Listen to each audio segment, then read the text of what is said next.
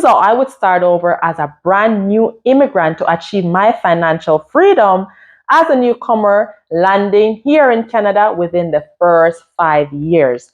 What would I do different? Where would I put my focus, and how I would set up myself to be financially free after 5 years of landing? Stay tuned.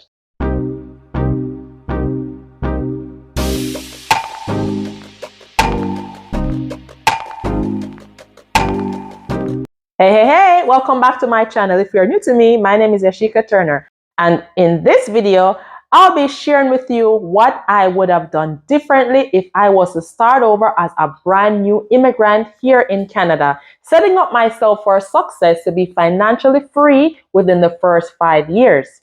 Now, this will be a series. You don't want to miss this series, as April is my anniversary of landing here in Canada.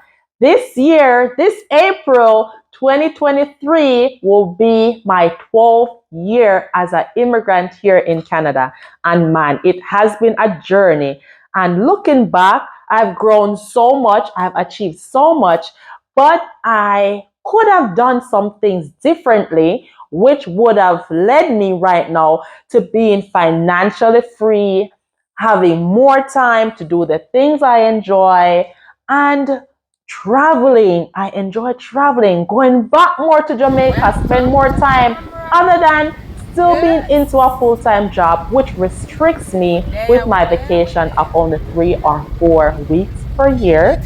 So let's jump into it, because I want to help you to create your success of financial freedom immediately as you land here in Canada, so that after 5 years you'll be cruising, you'll be free, financially free, mentally free, spiritually free, holistically free, because this is about the holistified approach to freedom. That's all here on my channel. So what would be the first thing I would have done?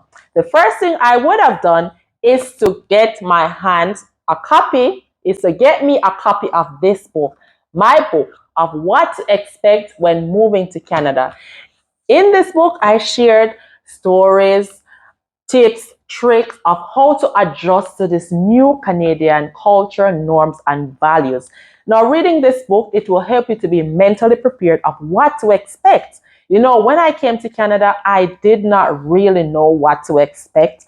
I was hit with the culture shock, the different norms, adjusting. It took me a long time to adjust. So if I had a book like this to prepare me ahead of time, then I would have been more prepared, which would have been a bit easier for me. So go ahead, get this copy. It's available on Amazon, both in Kindle and hard copy format. Now, let's look at number 2. What would I have done differently? My second step. Now, this will be a series, and I'm sure you don't want to miss this series, because as I said, April is my anniversary of landing here in Canada for 12 years. So go ahead and subscribe and hit the notification bell, because I'll be sharing videos more to help you as an aspiring or new Canadian immigrant here to settle in Canada, creating your success from the bottom, from the ground up, from the beginning of landing. So go ahead and subscribe right now. Okay, let's jump right into it. Then the next step would be educating myself about finances, becoming financially literate. You know, when I came, my focus on my goals was around getting the job, getting the car, getting the apartment, just getting. But I wasn't focusing on the Canadian financial system. So I was not financially literate when it comes on to the credit card system, the credit score system, and all that stuff. So you will need to get yourself financially literate with the Canadian system, so that you can have your credit card, your credit score, and your finances in order and stay clean, crystal clear, clean.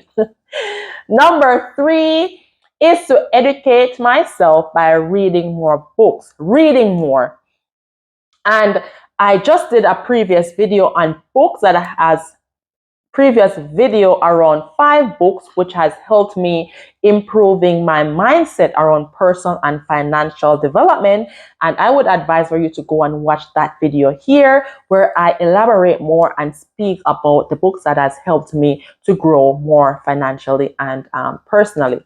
And the number one book I always recommend for beginners around personal finance is Rich Dad Poor Dad. Go ahead, get it. I'll put the link in the description below. So reading more, I would have the knowledge and the education to not just focusing on the career, focusing on the one income stream, but rather building multiple sources of income.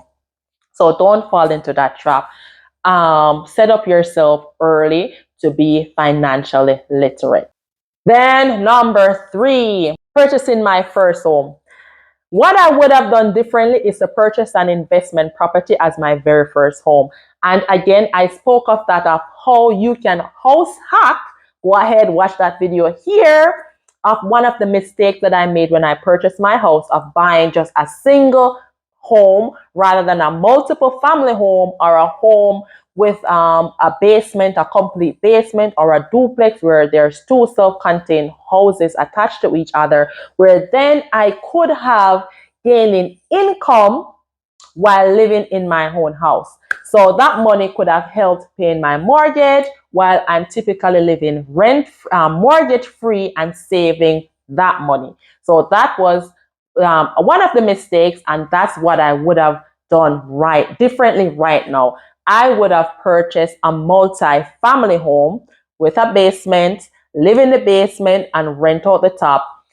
Get a property manager if I don't feel like, handling the stressors and the dramas of having a tenant, then I would hire a property manager. So look into investing in multiple family units rather than just one single unit while you having to pay all your expenses. Number 4 is to save more. In one of my previous videos here, I spoke about some bad money habits that we do that keep us broke and keep us poor. Now, I am guilty. I am guilty of this. I was not saving enough. Now, if I was starting all over again, I would religiously take out 10% of my income each pay, and I will deposit it into a savings account. No, I started doing this, but it was later down, and I don't think it was even 10%. Maybe it was 2%, 3%. But after reading and after being more financially literate, you understand that rich people pay themselves first. They take out the first 10% of their income and save it for investment, or save it for other purchases, saving it for emergency funding, because we don't have no emergency fund. If something happened, we have to go to credit union, we have to borrow, we have to call friends, families to borrow some money. But rather setting up yourself early, preparing for emergencies, to having a savings account, building up, and with that savings, you can use to invest it later on, right? Number 5 is to create income streams, different income streams earlier. Yes, earlier. So I would focus on business opportunities, investing, as I just mentioned, investing in real estate, right? Real estate investing, having a multi-family home to rent it, that is a business. Now, if I purchase this multi-family home and I rent out a part of it, I would then set up a corporation, open a business account, and I would run that business through that corporation. Again, being financially literate, it helps you to think differently. Setting up a business early, from the first couple years. You have your corporation, you have your rental properties going through that corporation. You can purchase your vehicle, building up assets through that corporation, which then you can later invest. So that first income property would be under the corporation. You save up that money, having that corporation, open a bank account for that corporation, getting some line of credit from that corporation, using that line of credit to purchase another property. And then having the corporation money is by itself, and then my money is by itself. When I pay taxes, I would pay bills first from the corporation, and then what's left after all the bills and all the expenses are out, then that part of the corporation is taxed. In that way, I would pay less tax. Another form of business idea, as I did a previous video again here on side hustles immigrants can start, then I would start other side businesses. Because you know what?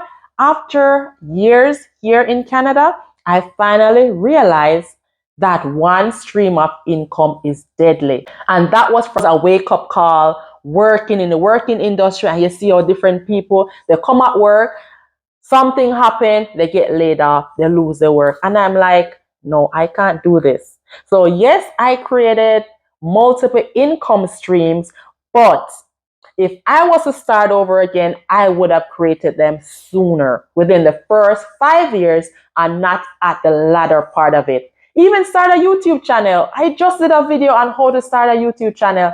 I should have started a YouTube channel when I just arrived, tracking my journey.